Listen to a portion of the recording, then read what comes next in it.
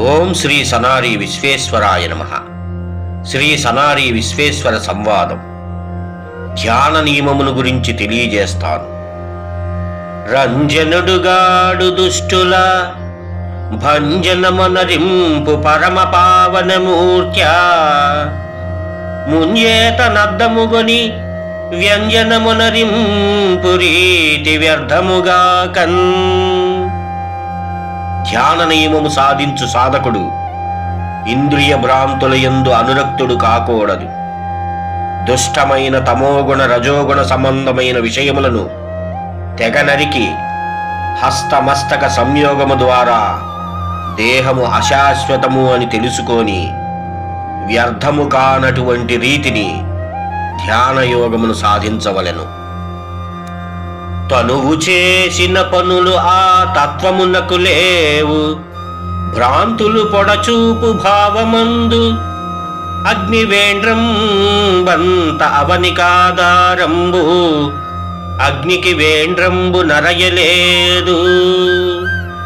రవిభాసమానంబు రంజిల్లు నరులకు అతనికి లేనట్టునాత్మ నెరుగు. చీకటి నందంబు చిక్కుబడి ఉన్నట్టు అందును లేనట్టునాత్మ నెరుగు.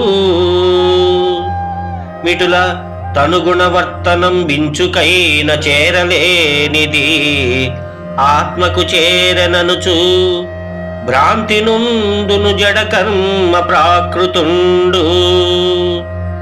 ధ్యానమదిగాదు తత్వ విద్యాపకునకు. చీకటినందు అద్దములో మన ప్రతిబింబం కనిపించని చందముగా దేహభ్రాంతులు యందు చిక్కుకొని వాటిని గమనిస్తూ దానినే ధ్యానమనుకొని నిజమైన తత్వదర్శనము తెలుసుకోలేకున్నారు.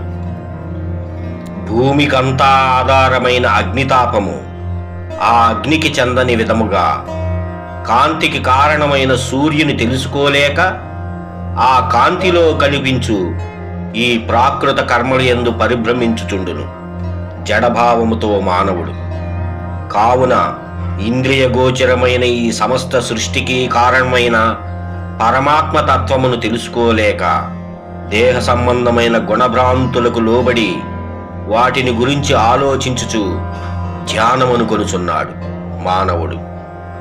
ధ్యానము అంటే సర్వాంతర్యామియగు ఆ విరాట్ విశ్వబ్రహ్మమే సమస్తము అనే నిశ్చయ దృష్టితో గురోపదేశానుసారము శరీర స్మారకము లేక కేవల సాక్షిగా గమనించుటయే ధ్యానము అని అందురు దేవి.